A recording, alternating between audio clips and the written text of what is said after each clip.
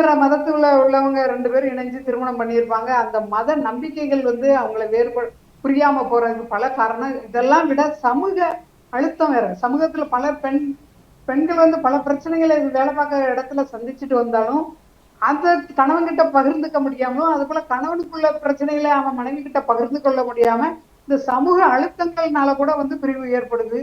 அப்புறம் சமுதாயத்துல ஒரு எதிர்பார்ப்பு வச்சிருக்காங்க.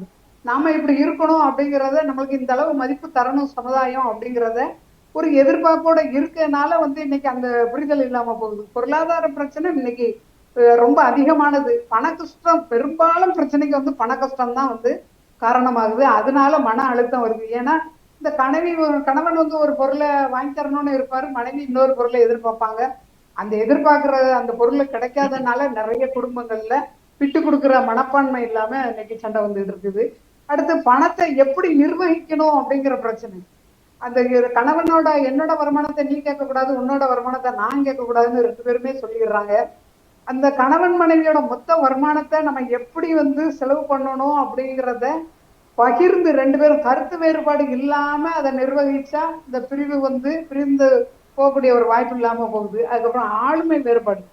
என்ன ஆளுமை? நான் தான் பெரிய ஆளு, பெண்ணுன்னா அடிமை அப்படிங்கிறது எல்லா ஆண்களுக்கும் இன்னைக்கும் இருந்துட்டு தான் இருக்கு.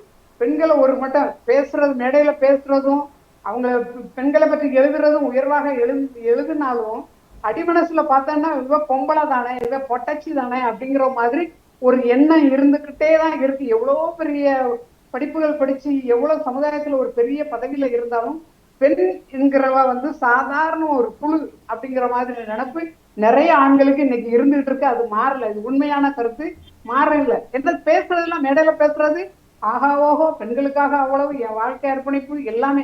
அரசியல்ல இருந்தாலும் சரி, மற்ற எதுல இருந்தாலும், எந்த துறையில இருந்தாலும் சரி, அந்த மாதிரி தான் இருக்காங்க. அதுக்கப்புறம் பொறாமை. கணவன் வீட்டாரை பார்த்து மனைவி வீட்டாருக்கு ஒரு பொறாமை. இந்த மாதிரி காரணங்கள்னால ஒருத்தர் பொறுத்து கொள்ள முடியாம அதனாலே புரிதல் இல்லாம போகுது. இதெல்லாம் மேல சுயநலம், தன்னோட விருப்பம், தன்னோட எதிர்பார்ப்பு, இதுதான் முக்கியம், இது நான் இப்படித்தான் இருப்பேன் அப்படின்னு அப்படியே அந்த பெண்ணு இருக்கிறதுக்கும், கணவன் அப்படியே அவன் தன்னோட சுயநலம், எனக்கு இந்த மாதிரி கார் தான் வேணும், இந்த மாதிரி பைக்ல தான் போவேன், நீ எப்படி நடந்து போ, டவுன் பஸ்ல போ, ஃப்ரீ பஸ் இருக்கு, எப்படி வேணாலும் போ அப்படின்னு தன்னுடைய சுயநலத்தை மட்டும், தனக்கு எந்த கஷ்டம் வந்துடக்கூடாது. அதே சமயம் தான் எந்த கஷ்டப்பட்டு நானும் வேலைக்கு போயிட்டு வர்றேன், வீட்டுல வேலை பார்க்க மாட்டேன். இப்ப காலங்கள் மாறிட்டு, நிறைய இடங்கள்ல மாறிட்டு, ஆனாலும் ஒரு சில இடங்கள்ல அந்த நான் ஒயிட் காலர் ஜாப், வீட்டுல ஒயிட் காலரா தான் இருப்பேன் அப்படின்னா அது ஒத்து வராம, நிறைய புரிதல் இல்லாம நிறைய பிரச்சனைகள் வருது.